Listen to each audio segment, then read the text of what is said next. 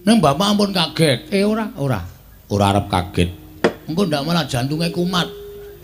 Iya, wis kage matura. Semono uga kowe ya, Reng. Waduh, kamase wis ilang, Tru. Ming sedhela, ya ora apa-apa. Oh iya ya, Tru.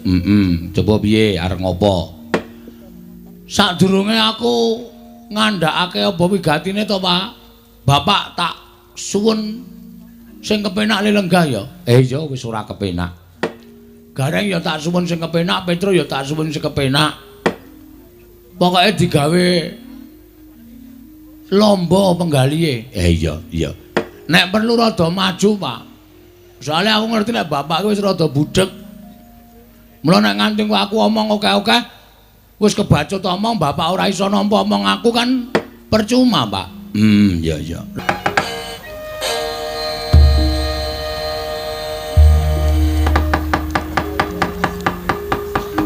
Mangkyo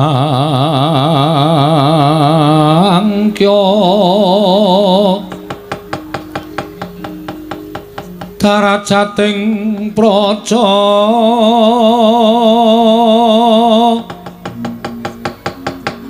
kawuryan wasunya ruri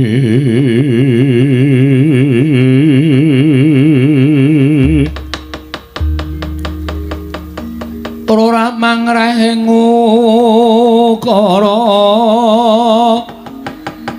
karana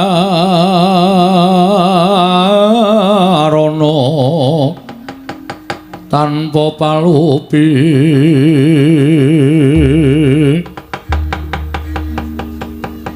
atilar silastuti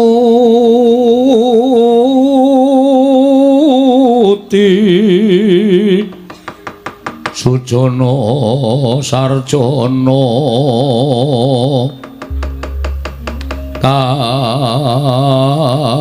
kalulun kala tidha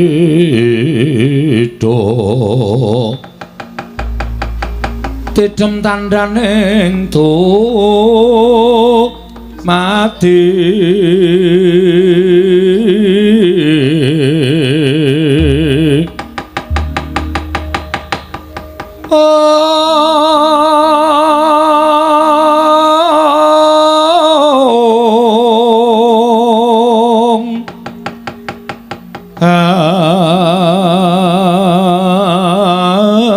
andayeng rat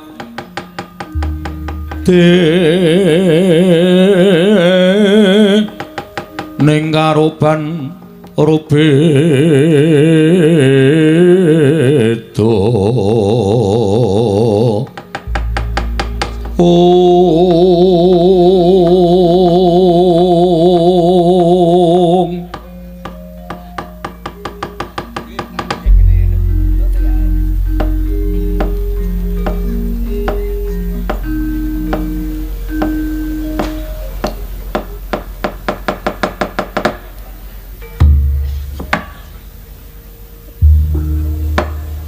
Niwang Sukmana mangadili nuwih ana sasmintane ingsun jagat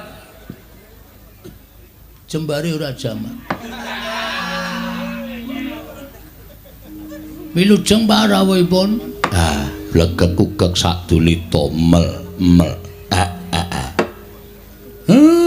Bagong slamet tekani bapakmu nering sambikala Pudya pangastawaku wae tampanana. Dole kula pundhe nggo jimat ndayanana ing kasantosan pangestunipun Bapak amawahana kabagyaning gesang kula nggih, Pak. Iya. Dipun prayogakaken anggenipun lenggah. Wis ora kurang kepenak suwane Bapak. Ana ing pring apus kene, Bagong. Aku seneng karepku kowe saben dina ya nganggo tata krama kaya ngono kuwi. Ora pendak-pendak karo bapak nih kok kurang ajar. Ngundang bapak iki mujudake suwijining kanugrahan tumraping wong tuwa. Iki pendak-pendak ngundang wong tuwa akeh wong barang ya semar semir. Nyun ngapunten nggih Pak sedaya karepatan kula. Iya ora dadi apa. Wong ki apik-apike wong ki nek gelem ngakoni luput kuwi wis becik-becike menungsa. Pangestunipun Bapak, mugi-mugi kula tansah sae, Pak. Iya. Kamas Nala Gareng. Wilujeng rawuhipun Kamas. Waduh. Biasane nyeluk aku ki Tekle upawa Becik ngono kok saiki kok Kamas. Slamet tekaku le. Pamujiku Tampanana ya, Gong. Kula pundi nggo jimat paripe ndayan ning kasantosan. Dipun sekecakaken nggih, Kamas. Iya, wis ora kurang kepenak. Kamas Petro, bekti kula nggih, Kamas. Ya tak tampa cah bagus. Pangestune Masmu wae Tampanana. Kula pundi nggo jimat paripe ndayan ning kasantosan. Bagong, dalem, Mbak. Aku kaget kok ora kaya adat sabene. Kowe iki pendak-pendak duwe pepinginan mesti sowan ning Karang Kadempel. Ning kok ora kaya dina iki. Kowe kok nyebar undangan.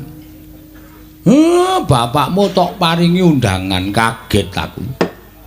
Undangan kok nyilih undangan kampung. Mongko mbok nggo perlumu dhewe iki eneng apa? Kowe arep ngopo? Kowe arep kepiye? Bapakmu tuturana, Bagong. Nek pancen kowe duwe gegayuhan, saora-orane wong tuwa ki mesti mbantu. Saora-orane wong tuwa ki mesti melu uyung-uyung anyeng kuyung. Iki eneng apa? Lah kok dadi kawula sak pring apus mbok lumpukke? Kabeh padha andher ning sak jabaning pendopo padukuhan iki. Sirmu piye? Karepmu apa? Nika malah wonten sing pun lunga kawulane, Pak. Ya wis ben ora apa-apa, mbok menawa ora sarujuk karo penemumu. Nggih. Ingkang sepisan kula ngaturaken anu napa jenenge atur panuwun ingkang tanpa pepindhan.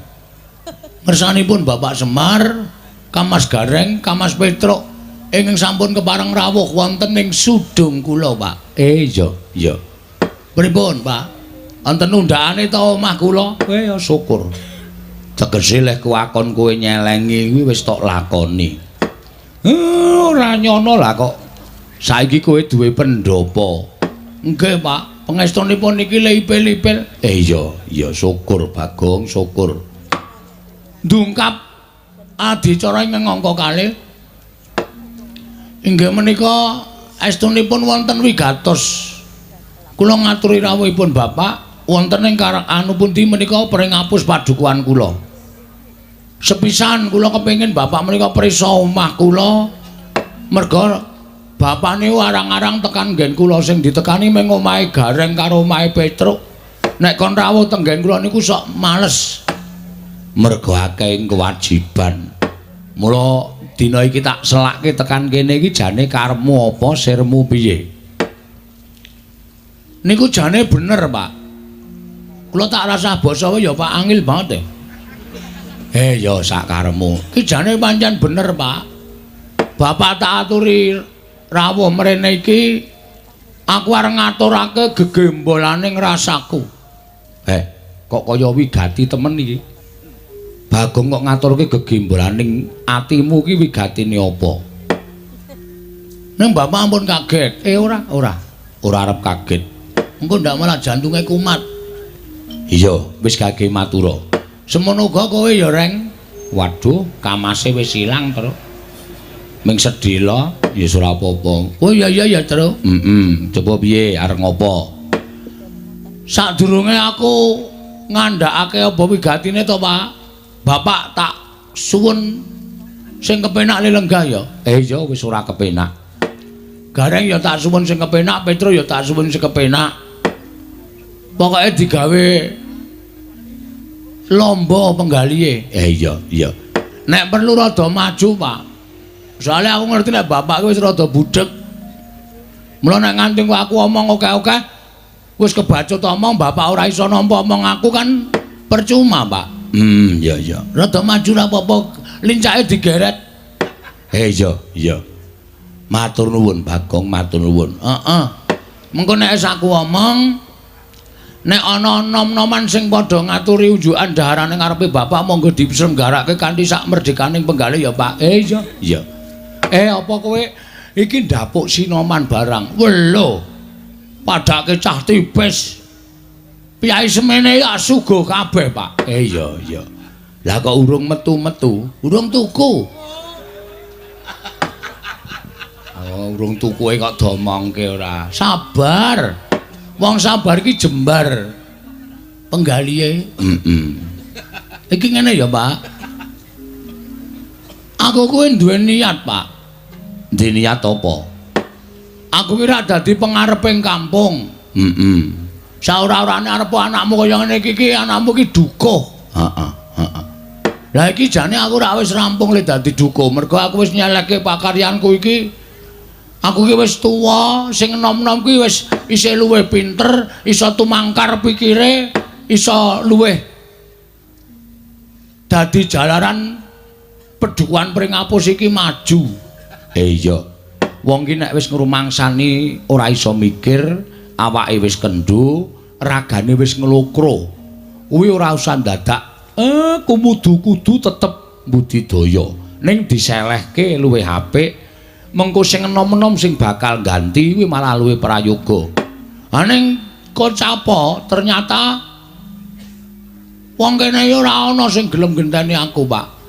Mula aku didaulat tetep dadi dukuh meneh periode 2019 nganti 2224, Pak.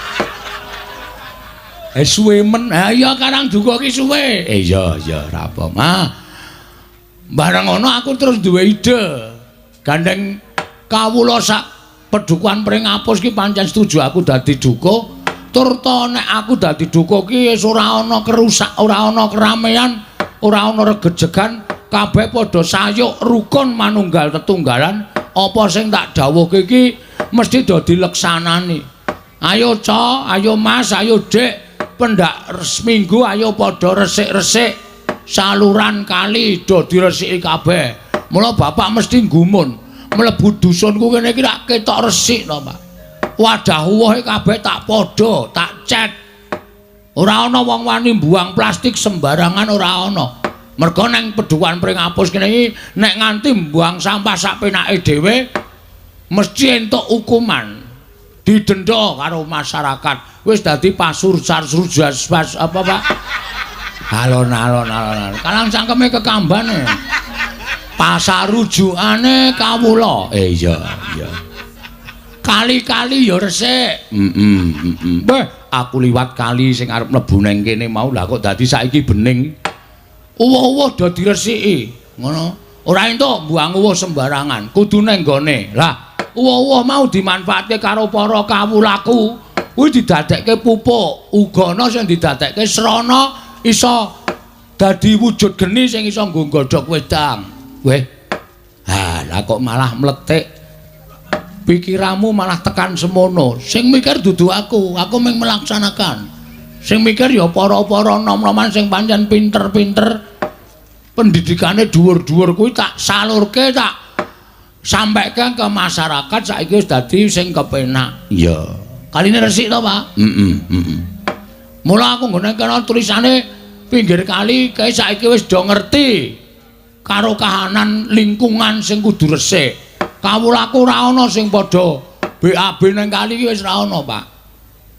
Syukur mergo kaya ngono ku ya marai reget kudu duwe papan pambuangan sing apik sing becik. Betul. Syukur dole. Saploke aku sak keluarga ora BAB nang kali, kaline resik, Pak. Ayo mendheke sak keluarga kok. Mula kok ya. Iki kawulaku ki do njaluk apa? Njaluk supaya Karang Pradusunan Pringapus kene iki supaya luwih terkenal. Supaya luwih apik, supaya luwih becik. Mula tak canangke dadi dusun budaya. Waduh. Siji dadi dusun budaya, loro dadi dusun wisata. Kudu duwe papan wisata sing apik, sing becik. Pereng kidul desa ae. Kae wis dibangun karo para nom-noman. Saiki iso dienggo papan dienggo nggar-nggar ati, nyawang pemandangan, iso dienggo apa kae Pak nek foto raine dhewe apa ngilo. Selfie. Waduh bapak barang ngerti selfie. Gleleng tenan Semar iki. Saploke nyekel HP aku ya ngerti selfie. Kuwi dadi papan wisata. Iki padusunan Pring Apus kene arep tak bangun meneh, Pak. Bangun seranane. Seranane arep tak bangun ya lahir ya batin. Ya lahir kuwi wangunan sing kasat mripat, batin kuwi wangunan sing apa jenenge kuwi?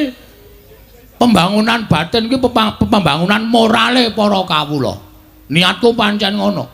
Aja ndok anggap Bagong iki isane ming sembrono, aja mbok anggap Bagong iki isane ming kurang ajar. Ora. Aku nek nata kawula sak padusunan ya lahir batin. Merga kuwi kewajibanku.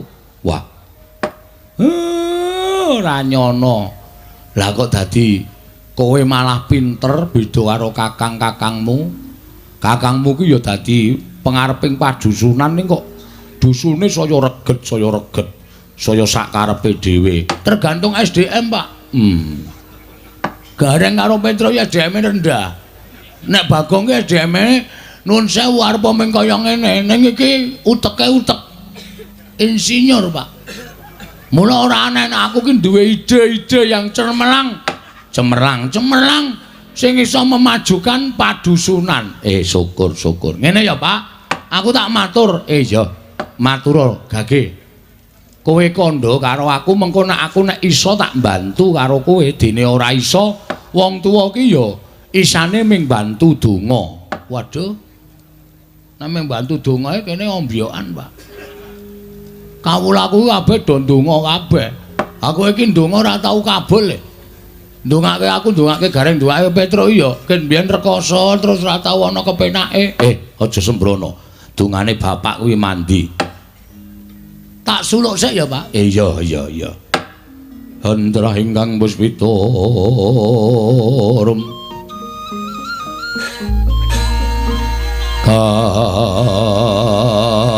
Kasilring samirana mrih.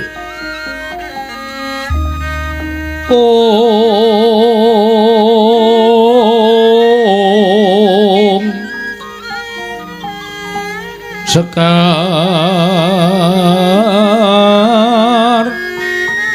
kadung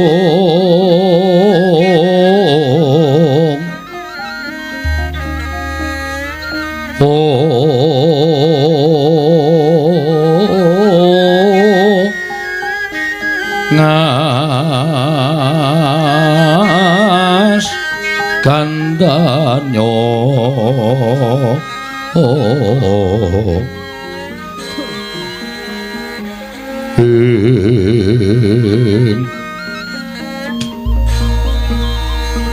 maweh raras renaning driya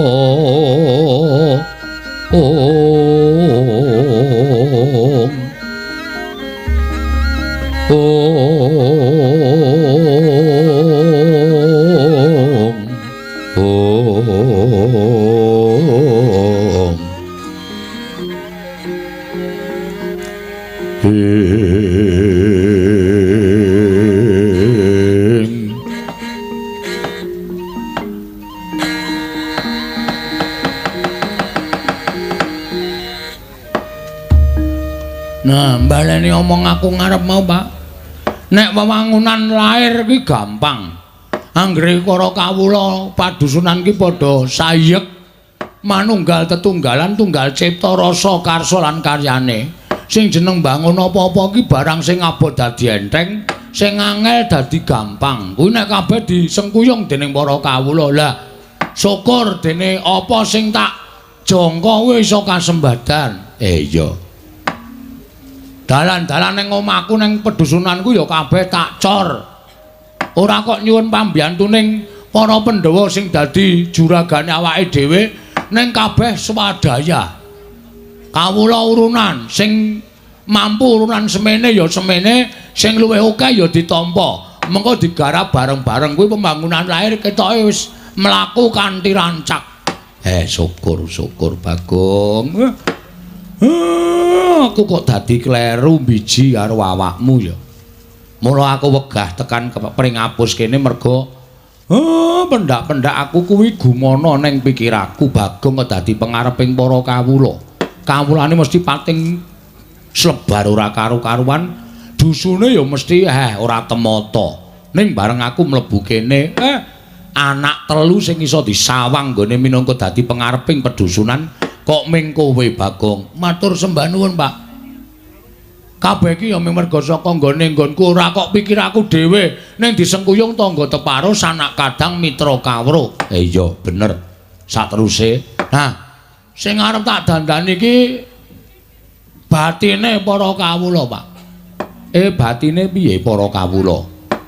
Karang sing jeneng dusun ki ya kadangkala ora kok wong pribumi tok sing sok teka utawa sing manggon. Heeh.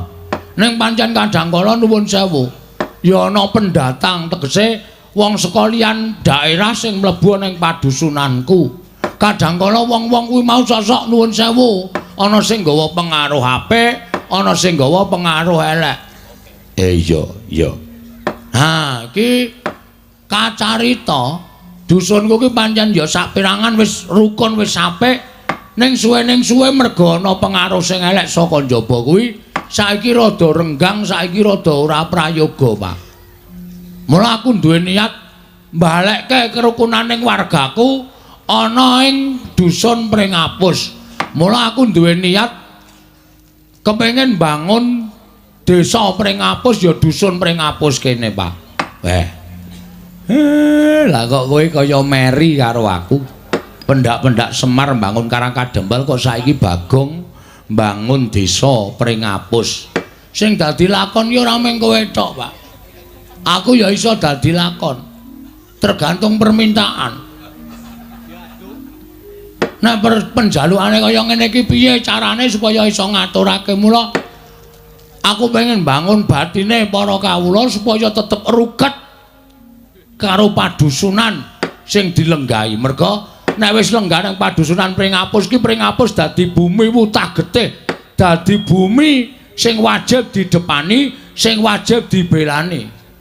Ha ta Mir? Lah kok Mir meneh? Ha ta Pak? Terus mula aku pengen supaya dusun iki iso reja. Aku terus nalika semana nglakoni tapa. Weh, kowe tapa? Semedi, Pak. Nang ngendi? Ya nang omah. Ora lunga nang ndi-ndi, ning aku nglakoni ora turu sewengi nutuk tekan biar gagat bangun esuk nyarengi adan subuh. Kowe entuk sasmita apa to, Le? Sasmita sing tak tampa nalika semana gawang-gawang capet-capet tak rungokke saka jero omah ki nang jaba ki kaya kumrusak angin gedhe. Terus mbarengi eneng swara. Weh. Suarane piye? Tengah wengi jam 12:30 lho, Pak. Suarane lamat-lamat tak rungokke suarane kaya kuwi kirek. Udu sasmita to? Udu. Bar kuwi Mir. Bar kuwi eneng sasmita swara. Kaya wong nyuwara nganggo sound system. Gumontang ana ing tawang. Tak rungokke dusunku iki sarja. Lemah ripah gemah. Gemah. Udu lemah, udu. Gemah ripah loh jinawi karta tata turaharja nek kudu disarati kudu ditumbali. Tumbale apa? Apa to kae lali aku. Ora tak catet soare, Pak. Dieling-eling. Kuwi mergo nek nganti sasmita tenan, nek ora tok lakoni, ora apik kedadiane. Ning nek kowe kelingan kuwi sasmita tenan, ucapno mengko nek bapakmu iso budidaya, tak budidayake. Dieling-eling, Gong. Waduh, ayo wis lali. Dek kapan to? Malam Jumat kliwon wingi. Oh, malam Jumat kliwon wingi. Heeh. Aku jan nglakoni tenan. Wit sore ora madang aku, Rek.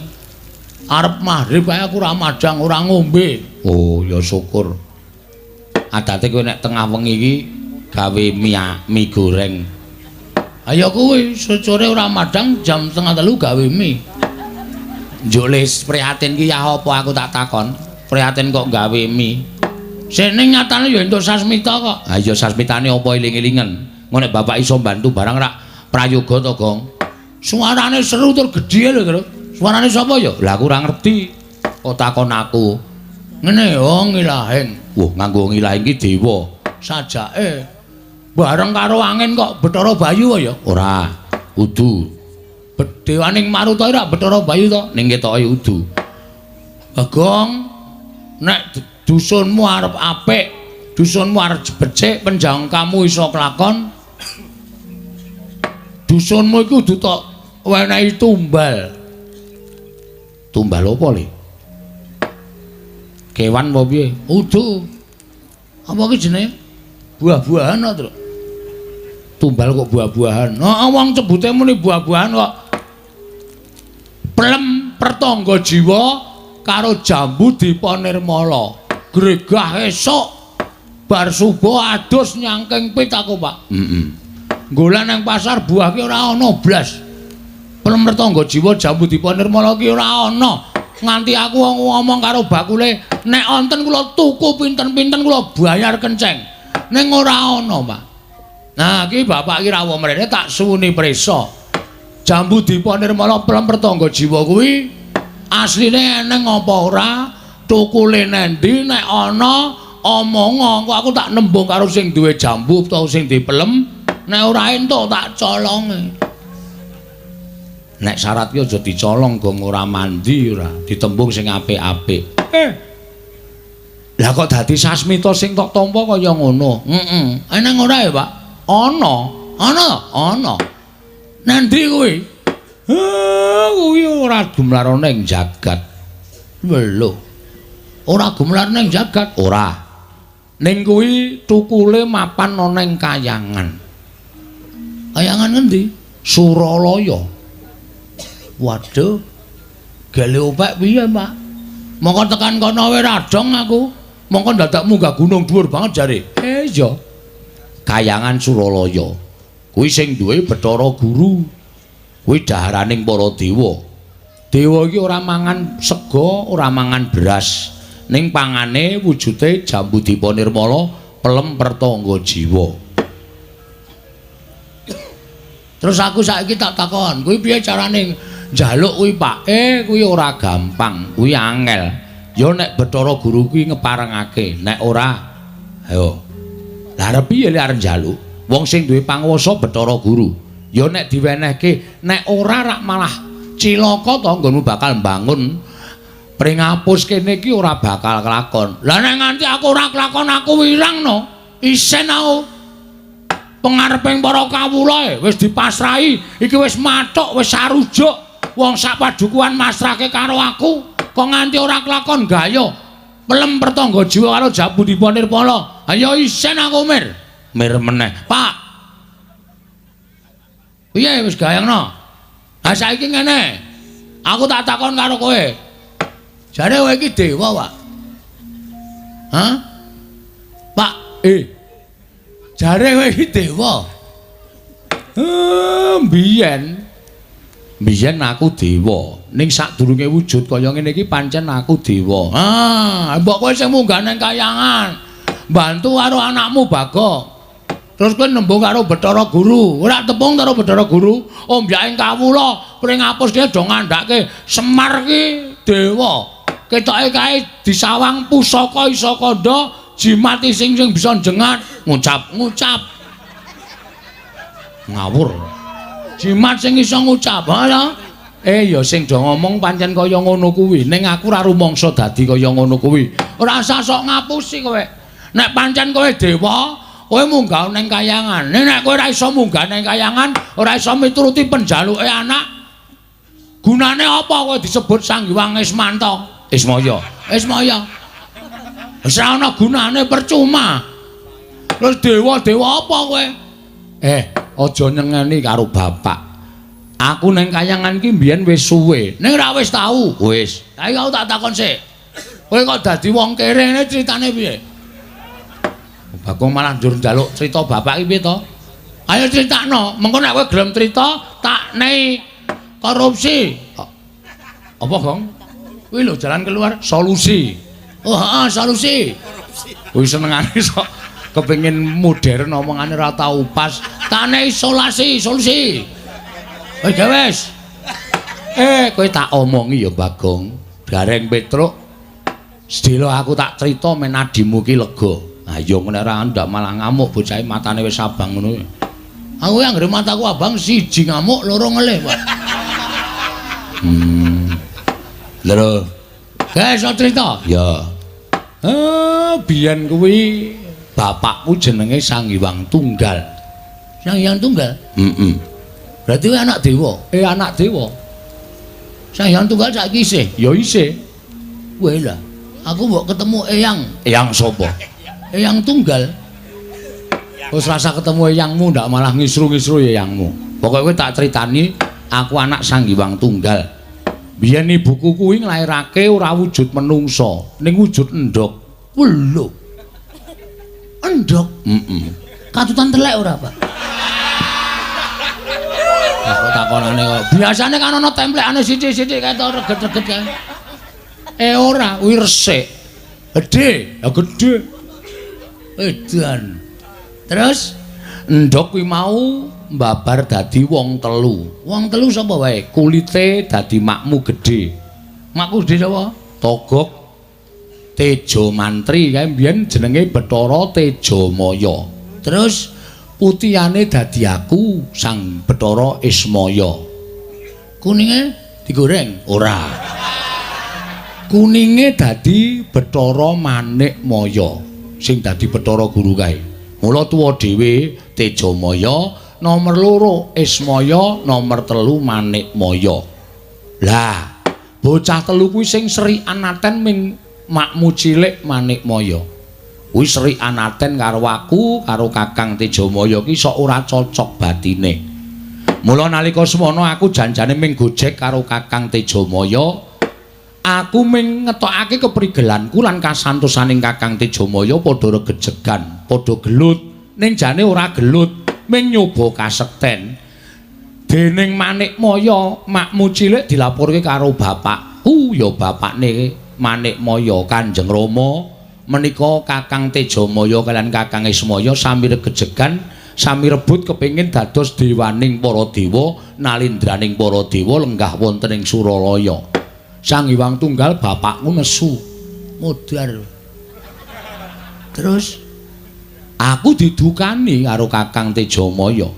Lah kok dadi kaya ngono pakartimu? Ismaya Tejamaya ora nyono yen kowe ndek gegayuhan wong tuwa isih meger-meger warisane tok alap sak kepenakmu dhewe. Tejamaya Ismaya nek kowe iso muntal gunung pagering jagat sisih kulon, kowe dadi dewaning para dewa. Ismaya nek kowe iso nguntal gunung pagering jagat sisih wetan, kowe tak dadekke dewa. Terus makmu gedhe Tejamaya ya adreng pikire wedi karo wong tuane gunung arep diuntal. Ning ora kalu wong cangkeme ora sedeng nganti cangkeme suwek gedene kaya ngono kae. Kepleh-kepleh ngono kae.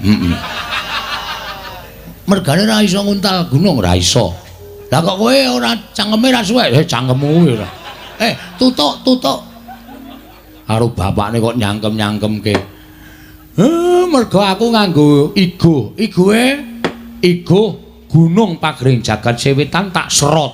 Ora tak pangan ing tak serot. Kolu ora. Ming sawetara ing mlebu ning wadukku mula aku mbentoyong wetenge kaya ngene iki isine rompalaning gunung pagering jagat sisih wetan. Rupaku terus dadi elek kaya ngene iki terus didunke ning jagat dadi tukang momong para satriya. Pakmu gedhe Tejamaya dadi tukang momong para satriya saka tlatah Sabrang. Ngono kuwi critane. Oh. Berarti kowe anak Sang Hyang Tunggal. Berarti kowe mau ngonek aku makmu cilik sing meren karo makku cilik sapa, Pak? Manikmaya. Manikmaya iki apa? Bathara Guru. Weh. Muridé pira muridé? Ora ndek murid ki Bathara Guru ki jenenge Sang Hyang Bathara Guru sing lengganing kayangan dadi pangareping para dewa. Kuwi jenenge Bathara Guru. Saiki ngene Mir. Mirmenanu, Pak. Nek pancen kowe kakangne Bathara Guru, kowe mau ngomong. Nek jambu dipa nirmala, pelem pratangga jiwa kuwi nggone nang kayangan. Berarti sing duwe panguwasa rak Bathara Guru. Iya. Kowe mongko kakangne. Bathara Guru didundang mrene, Pak. Bathara Guru ki dewa. Dewane rak levele dhuwur kowe. Tegese piye? Kowe rak kakangne to. Adi ro kakang ki mesti manut. Pak. Matek aji pameling. Bathara Guru kon rawuh nang kene. Mengko aku sing nembung karo Bathara Guru. Nek bapak ora kersa nembungke, bapak meng ngrawuhke cok. Engko sing ngomongi matur aku. Iya. Nek Bathara Guru ora gelem jotosane. Aja ngawur, Bathara Guru ki dewa. Dewane rak sing gawe kowe sengsara kaya ngene. Nek Bathara Guru ora ngandhake Sang Hyang Tunggal, kowe mestine dadi dewa, Pak. Nek kowe dadi dewa, anak-anakmu ki ya dadi dewa. Uripku ora kedungsang-dungsang kaya ngene. Iki ya ngembet karo penguripaku, Pak. Waduh, malah cilaka iki, Tru. Dadi masalah malah niku, Pak. Ya piye meneh Bapak kudu nyanggupi. Dadi karepmu ngono. Ha. Ning nek aku ming sak derma ngrawuhke sing matur kowe. Aku sing matur aja kuwatir. Ning aja kurang ajar lho. Ora, santai wae wis to. Nek Bathara Guru meneke pelem pratangga jiwa jambu dipane ora masalah. Ora sida njaluk pelem, mata golekke buagor tak colongi kabeh.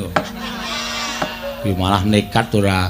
Wis, Pak. Iya, nek karepmu ngono, coba bapakmu tak matek aji pameling. Nah, matek aji ula weling, pameling ula weling. Men supaya Bathara Guru tekan kene, Pak. Iya, tak cobane ya, Bakon. Dicoba ning dituku lho, Pak. Ora mung dicoba-coba lecek engko. Iya. Omongane ting blas ora karo-karan. Wis gawe, tak tunggu kene men, ngono nyoto barang. Sidhem jroning pasewakan wadya kung tanpa sabawa.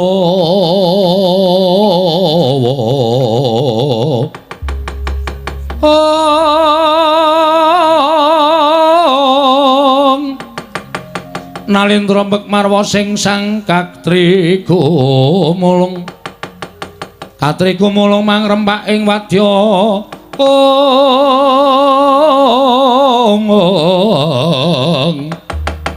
Kurta kula reka giri-giri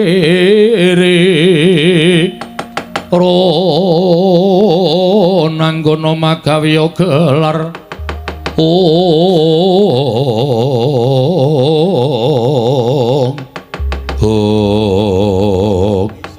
Sigra andumuk uncunge Lurah Semar Badranaya. Tegese bakal duwe gawe matek aji pameling nenggih Sang Hyang Ismaya. Ngrawakaken Kang Rayi Sang Hyang Manikmaya dadak sakoling mangke kaya nompet mendung peteng. Ingkang limuti paduka aning pringapus.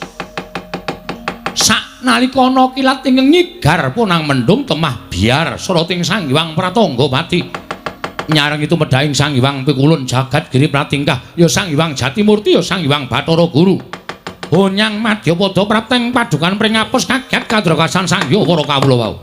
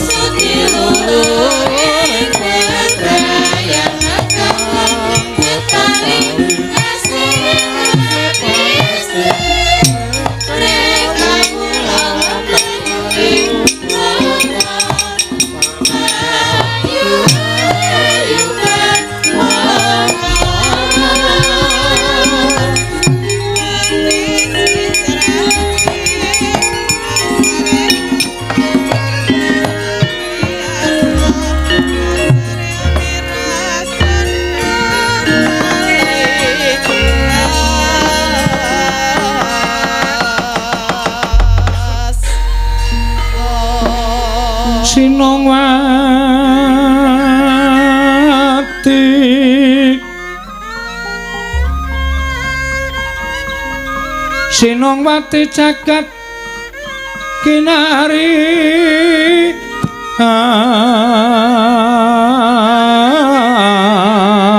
among mbak lumembak ombak ing samudra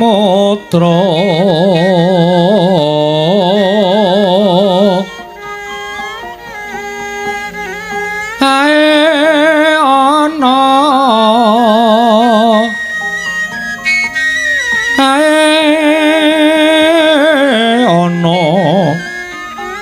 bale lumut ambraganggeng awita dencengan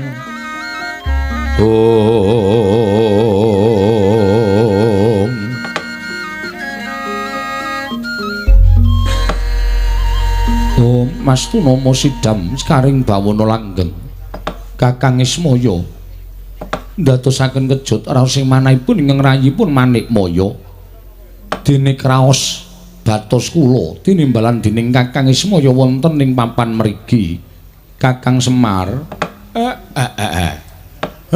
Guru Padararja sapraptamu pangestunipun Kyai Semar wilujeng niring sambikala Kakang kepareng kula ngaturaken sembah pangabekti kula kunjuk iya tak tampa pangestuku tampanana ya Manikmaya kula pundhingga jimat paripih dayanana ing kasantosan iki Pak iya ayo iki Bathara Guru kok ora nggo buku Bathara Guru dewa goblok ora ngaturna bekti Bathara Guru kula ngaturaken bekti kula kunjung nggih Bathara Guru. Iya.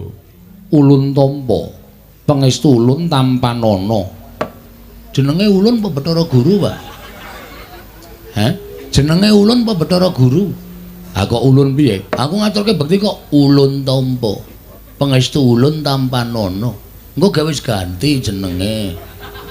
Iki muni ulun ki.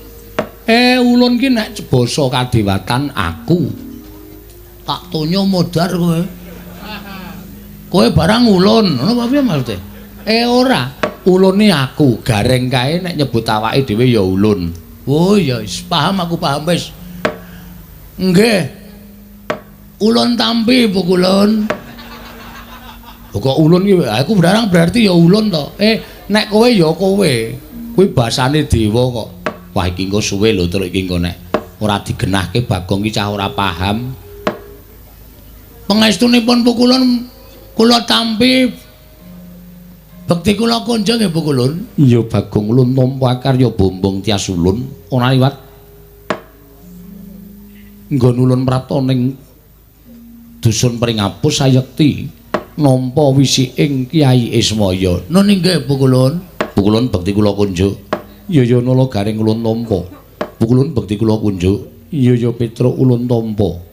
Pangestu ulun tampanana nala garing Petruk nun nggih sangat anggen kawula nun nggih sangat anggen kawula dadosaken jimat Bu Kulun.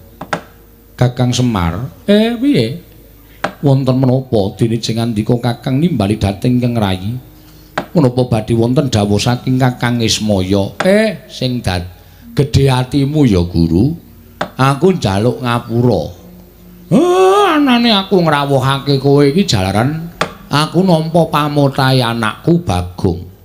Ingkang nyuwun supaya kowe dirawuhake ning padukan Pringapus kene. Wondene wigatine apa Bagong ben matur dhewe.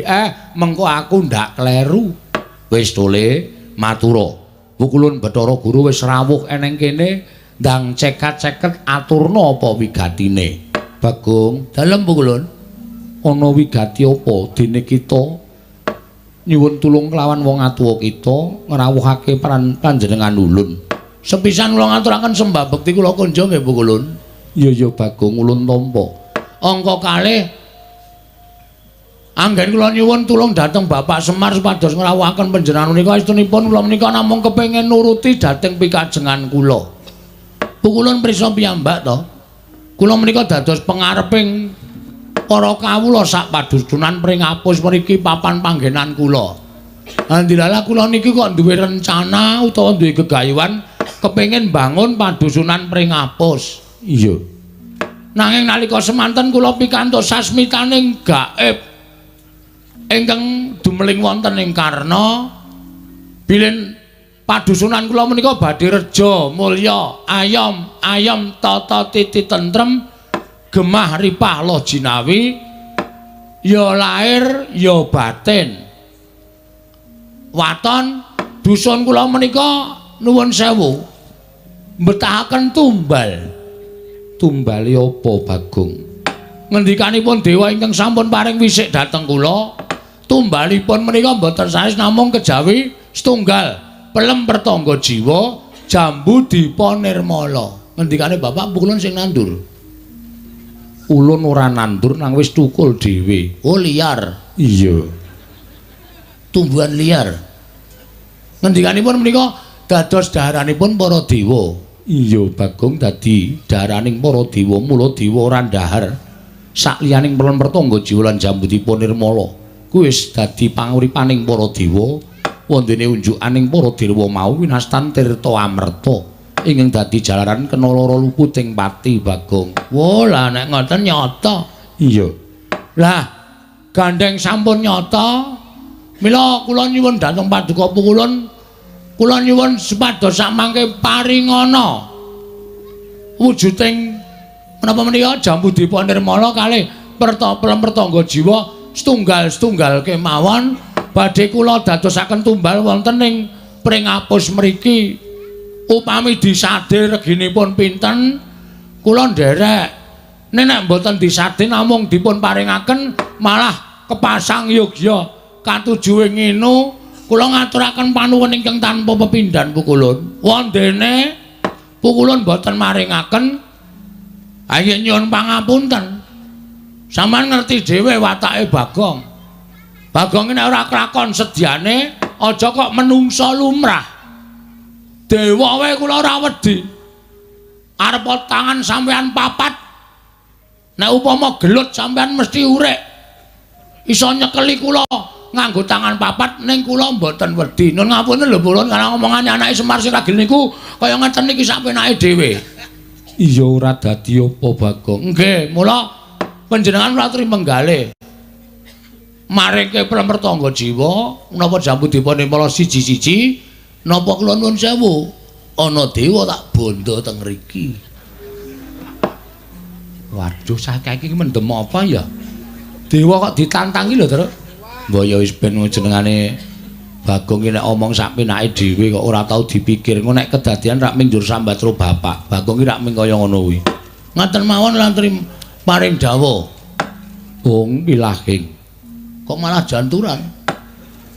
Ora janturan ki sebutaning dewa Bagong. Nggih, kepripun? Yen kita nyuwun pelem pertangga jiwa jambu dipa nirmala Bagong, gandeng kita kuwi anake Kakang Ismaya. Mula ulun tentu maringake. Asli? Iya tenan. Yakin? Iya. Kula mboten pengen lho nek namung tinggal janji tok. Ora Bagong bakal ndak paringake. Saestu? Iya Bagong nanging ana syarate. Syarate napa? Bagong, Nun. Ulun kuwi susah. Sebabe ulun kuwi pendak-pendak sumurup karang wong tuamu. Ulun ki rumangsa sedih ati ulun. Lho, sebabe napa? Wong sak jagat ki padha nyembah kelawan ulun. Kabeh padha manembah kelawan Manikmaya. Ya Bathara Guru. Nanging ana siji titah ingkang ora gelem nyembah kelawan panjenengan ulun. Ora gelem tata krama kelawan panjenengan ulun. Ulun isin pendak-pendak dimidhangetake sarta dipiyarsake dening wong akeh. Sinten Pukulun? Wong sing murang tata niku mang paring pangandikan. Mengke kula ajare. Wong karo Bathara Guru kok ora ngerti tata krama wong menungsa ora ngerti unggah-ungguh. Mangendika Pukulun? Ulun kepengin. Kepengin apa? Pelem. Ora Bagong. Ulun kepengin titah kuwi mengko nyembah kelawan panjenengan ulun lan nglakoni tata krama selama ing titah liyane. Sinten titah menika? Ulun tak matur kelawan Kakang Ismaya. Nggih, mengke nggih Bapak nggih ben melu goleki. Kakang Ismaya. Piye? Kula badhe nyuwun priksa menapa Kakang Ismaya menika tresna kaliyan Bagong. Sadurunge gareng karo Petruk, kuwi dadi anakku sak temene anakku sing mbarep ki Bagong. Wong iki dumadi ingkang sepisanan. Mula tresnaku karo Bagong ki ya lahir batin tenan, ora sembrono. Menawi panjenengan lahir batin tresna kan pun Bagong, tegesipun Kakang Semar sagah nindakaken menapa kemawon kagem Bagong. Mesti wae gelem wong iki anakku sing tak tresnani. Selagine ngrawuhke kowe wae aku wani merga dijaluki karo Bagong. Nek ora tresna tangeh aku bakal ngrawuhake kowe ana ing padusunan kene. Menawi ngaten kula nyuwun. Kowe nyuwun apa Bathara Guru? Kula nyuwun pelempertangga jiwa Jambu Dipa Nirmala kula paringaken dhateng Bagong. Mboten namung setunggal nanging pinten kabetanipun Bagong badhe kula aturaken. Nanging setunggal syaratipun. Syarate apa? Kakang Semar, Kakang Ismaya kedah nyembah, kedah tata krama kaliyan ingkang rayipun Manikmaya. Kakang Semar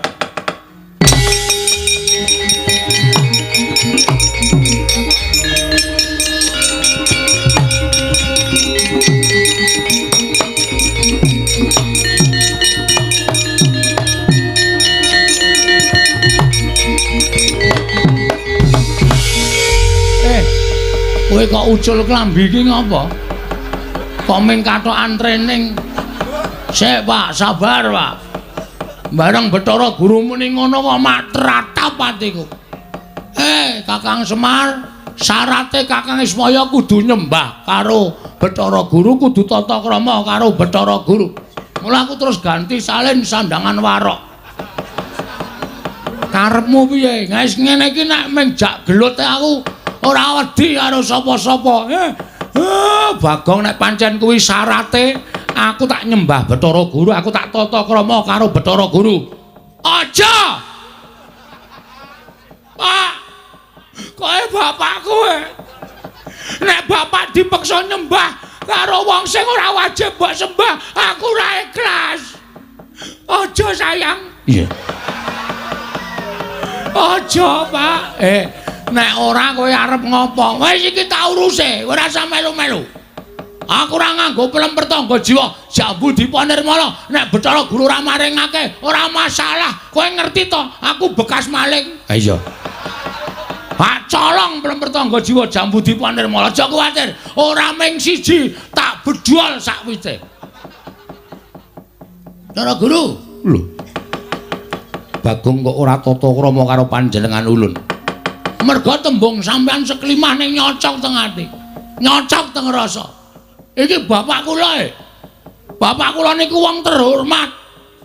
Bapak kula niku nek ning terminal we dundang den karo kere ya, Pak.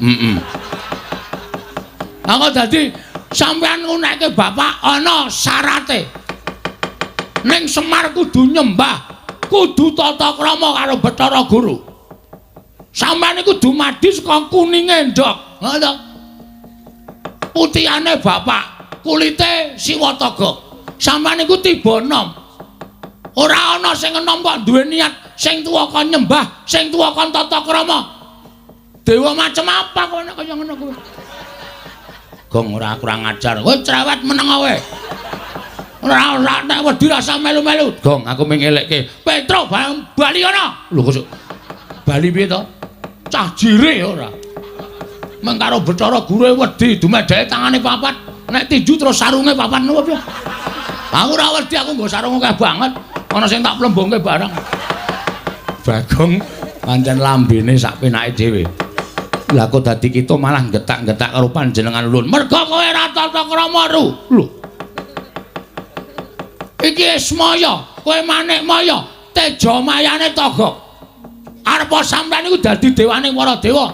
Ning kudune kowe iki ngajani karo bapak. Nek perkara pelempertangga jiwa Jambu Dipa Nirmala kok bapak kudu nyembah karo kowe. Ora iso. Ora mungkin. Aku sing ora ikhlas. Bapak gelem ning anake sing ora ikhlas. Yen ngono kita wani karo panjenengan ulun. Lho piye ta iki? Wis ganti training e padake ra wani. Iki siap nek ben kok gelut. Arep kowe nggawa dewa-dewa Triamin Watanawa. Triamin iki sinden. Apa? Tridasa Wataknawa. Wah, ndeng Tridasa Wataknawa. Aku ora wedi. Apa anggem aku wedi kok njajal marep tak pamerke karo wong padusunan Pringapus. Nek dukuhe ora mung karo menungsa, karo dewae wani. Waduh arep ngleleng kene. Cerewet ngopo bali ngono. Ngopo to kok nundung aku terus ngomong. Kowe lambene elek. Ana wong arep tampil dadi seri kok. Kowe kok senengane ngono gegol-goli. Kakang Semar kados pundi? Aku tak lepas perkara iki wis kono. Perkaramu karo Bagong. Lah wong niatmu ya ora apik. Kowe ora nganggep aku ki Kakang. Najan aku wis urip ning alam padang ning nggonmu duwe rasa gedeng keburu sengit karo Semar isih mbok ndem ning atimu. Mula nek nganti kowe diwaneni anakku aes kuwi pitukane. Wong nyatane aku ki ya dewa. Aku ya duwe kewajiban tumrap lempertangga jiwa Jambu Dipa Nirmala. Aku urung tau mangan siji wae urung tau ngrasake. Anakku ming-ming ngrasake kok syarate wong tuwa kudu ndilat tlapakanmu ki. Kowe iki ndek nalar apa ora? Anggo pikiran ngomong. Ora sak penake dhewe. Sirahe dikai mas-masan kaya ngono kok. Uteke ra jalan. Wah, kok dadi kaya ento. Gong kowe pikir wis kowe meneng iki wis kriwian dadi grojokan geguyon dadi tangisan tak ajepane rek. Nek nganti Bathara Guru nesu, pedusunan kene dilebur, ora masalah. Ora masalah, aku mati nang dusunku sebagai kusuma bangsa, mbelani bumi kelahiranku. Oh, Arom jenengku. Dikenang sepanjang masa. Ora kaya kowe. Kadus kok jagake mengono genduran terus. Apa ana wong ngecapke gawe KTP ditarik 100 ki cuma model ndi aku tak takon. Ora wae. Oh, wae aku ngerti sambate masyarakatmu. Mula kowe iki ora bakal ditresnani. Ya wis ben ngarane ora ngono ya ora entuk dhuwit. Lah, kuwi gene kok. Wis saiki muni yo. Wis saniki kersane pripun? Kita wani karo panjenengan ulun. Sing tak wedeni apamu? Bagong, kita wani karo para Jawata titenono. Ulun metu saka ing padukuhan, nglumpukake para dewa. Ulun dawuh lamun Pringapus kene bakal tak lebur. Ora bakal ana titah ingkang urip ana ing Pringapus. Lah, kuwi apa ora jahat kaya ngono kuwi? Wis saiki aku tak takon, kawulaku salahe apa coba? Ora salah, sing salah ki Bagong. Nek arep mateni ana Bagong. Nek arep nglebur Bagong, ora nglebur masyarakatku. Masyarakatku sing ora salah. Hah? Kok ngono kok dadekke dewaning para dewa? Kok ngono kok dadekke petinggi ana ing Suralaya? Model apa kowe? Kowe iki nek upama uripe nang jagat, kowe iki dadi petinggi nang donya, aku wis nglumpukke massa tak kon demo kowe. Ora peduli aku. Aja ngembe karo wong kaya ngene iki. Arep piye? Arep lebur Pringapus ora nang kene papane wong Bandayuda. Kenteng apa Pak Kondani, Pak? Ha, wong ora iso tantangan kok. Kenteng kawat blabar waja. Kenteng kawat blabar. Blabar waja. Lena dae ora pinter ing blabar. Kenteng kawat blabar waja. Neng ngono dititani. Kowe apa aku sing iso unggul yudane? Wela dalah metu njaba Bagong. Hah? Metu njaba. Iki dewa ora mulang sing apik ya kaya ngene iki. Nek wis ijab, nek wis resmi aja tokke njaba.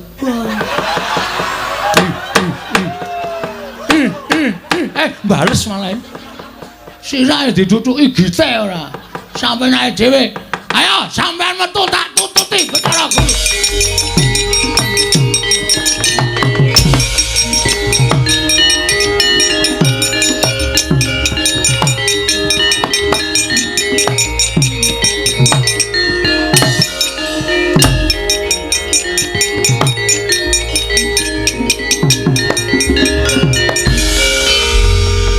Saiki aku tak takon, balamu ya apa?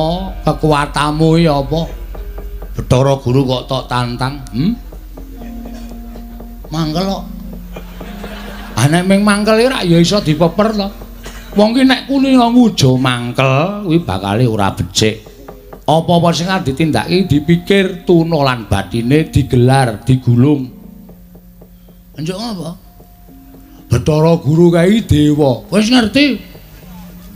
Sing ngomong nek kae tukang sumur ya sapa? Ning kae Digdaya. Aku ora wedi karo Digdayan, Pak. Aku ora wedi karo kekuatan. Jaman saiki kok ngandhake kekuatan kadigdayan. Nonsen. Wah. Ora ana ta iki sing dienggo kekuatan ki ming otot karo tenaga. Oh tenan. Nek muni Bathara Guru ki ora cerdas gegaman, arene bendone ndiase. Ora ana wong saiki ora cerdas gegaman iki. Wong saiki iki kulite empuk-empuk. Balunge iki getas-getas mir. Tak omongi, nek wong biyen aku percaya mergo sithik-sithik nglakoni tapa sing ora sengaja, mlaku adoh mergo ora ana kendaraan, ngelih mergo sandang pangan larang. Kuwi dadi tapane wong biyen. Mula wong biyen ki ampuh-ampuh. Wong saiki kok muni ampuh, ora mangan sedina sambate ngarwara. Kon mlaku kowe ora gelem ming tuku rokok ning ngarep omahe numpak kendaraan. Ampuhe nggo napa aku tak takon. Bener ngono ya omongane ya cocok kok ya. Heeh. Wong saiki iki angel nek kon prihatin mlaku kene kono wae. Yo numpak motor wae. Ya ngopi aku boncengke. Nah. Kon topo saka ngendi? Heeh. Wis coba. Bathara Guru wae muni ampuh. Jajal kok adepane. Wah, pancen kowe iki ngeyel. Ora mung karo Bathara Guru, karo kowe tak ayeli kok. Apa meneh Bathara Guru? Ning tandang ana dhewe lho. Bapak ora melu-melu. Bapak lenggah sing sekeca. Mantumu wis gaweke teh. Heeh. Wis tak gelarke karpet. Oh iya iya. Lenggah sing kepenak, ngunjuk. Udut. Ya ya. Anggere udut sing filter tak cocok. Sing filter tak cocok aku. Oh, sing kretek. Oh iya iya. Sing wis kuning-kuning e. Lah kuwi nyimpen 7 tahunan, Pak. Udut marai mendem kok ditawakke. Aku ya ora melu-melu lho, Gong. Aku wedi karo dewa. Ora usah melu-melu, tanganmu tekle, sikilmu becik. Matamu kira. Nek kon perang bakale ora bakal trampil. Aku melu ora, Gong. Manut kowe. Kowe tresna ora karo aku.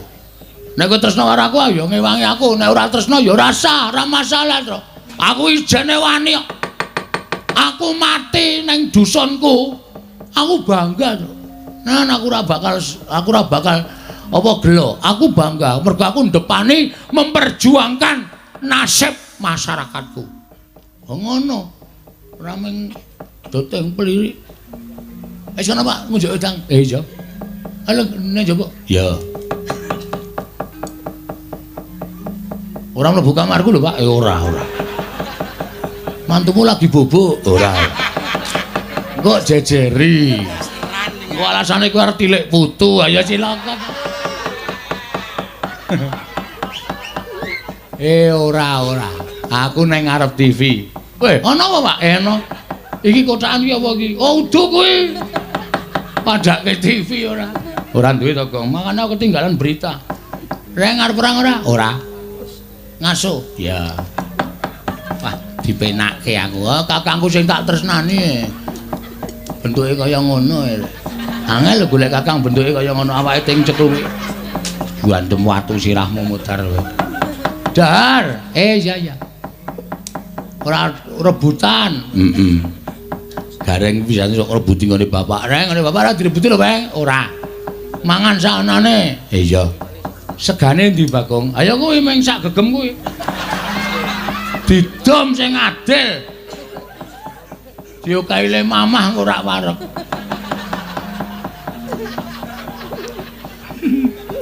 Aku lek ngrasake kowe iki arep guyu e, Gong. Mamah kerep kon njur. Lha ndak dadi jenang. Nang cangkem lajur kae terus dadi dilek tak suwi. Truk pernah ora, Truk? Ora. Kowe lha denak iki do tegel karo aku tenan ta iki? Aku ora ndek masalah karo Bathara Guru, aku wedi nek karo dewa. Ana ngasuk kono? Heeh. Nang mburi dhewe. Wo. Mburi omah dituku kok, Gong. Oh wis. Ya syukur nek mburi omahmu sarean ya, Gong. Ha iya. Turu kono. Guandem watu. Mburi omah sarean kok nuku. Mah, wonten dawuh. Waduh, Bagong nyeluk bojone Mah. Jenenge Gimah. Oh. Kae bapak diladeni Mas karo wong loro diladeni ya. Nggih. Aku arep anu nyuwun pamit mangkat perang. Ngatos-atos. Kabar. Ya, heeh. Boki sabut dipun sebak sing sae-sae. Rasa nangis. Gaya wae. Dume akeh wong. Aku masuk angin wis tok golek MC Sripah kok. Bareng aku arep perang kowe nangis. Saboten-botenipun kula tresna kalih Kang Mas Bagong. Pujak-pujana wae unggul juritku. Nggih, katos-atos. Ya, Nggih. nggon cangkem kok nggon nirung. Kisbe kok nggon nirung. Katos-atos, Mas. Kowe minggir sik. Nggih, ngestaken dawuh. Ku ndak salah. Salah napa? Aku iki nek ngambung sok salahe. Engko nek salah kowe, ayo. Monggo aku iki nek ngambung iki salah terus mesti sing apik salahe. Pun wong salwaksul sampean ngoten niku. Wis sah rewel. Sayangi anake ya. Nggih. Nek Mas Sedo pripun? Wong urip sing dinteni apa? Antri modar. Wis. Dadi nek perkara aku mati saka tangane Bathara Guru berarti takdirku, kodratku mati saka tangane Bathara Guru. Wis rampung lelakonku le urip ning alam padang. Nggih. Kuncen ana digedhong ana nek wis titiwancine arep nang ndi meneh. Nggih. Wis mung ngono kuwi hitungane wong urip. Ora sasa dadak werna-werna. Nggih. Arep muni ditambahana nganti ngentekke dit pirang-pirang nek wancine sowan-sowan. Nggih. Wis kono? Nggih, Mas. Wis tak kedhawuh. Mas, Apa? jabat tangan sing terakhir, Mas. Oh berarti kowe muja-muja aku mati. Mboten, Mbok, menawa. Heeh. Kula niku kalih sampeyan niku ngabekti. Usrotamu banter lho. Nanti dangkalku ilang kok.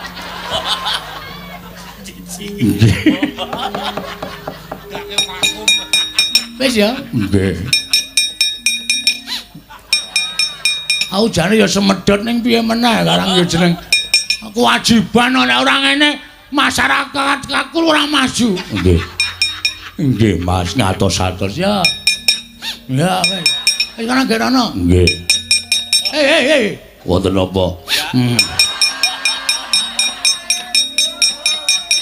Kok kayane aku ora lila. Mboten lila pripun? Nek aku mati mesti kuwi kok keke uang mesti, Mbak. Mangane dikake tak sunsik kana wis turahanku. Nggih. Ngatos-atos. Ya misimu ya, Mas. Inggih ngatos-atos. Bathara Guru. Ayo. Rupak wani, jembar wani, legane ati ora bakal aku mundur sejangka.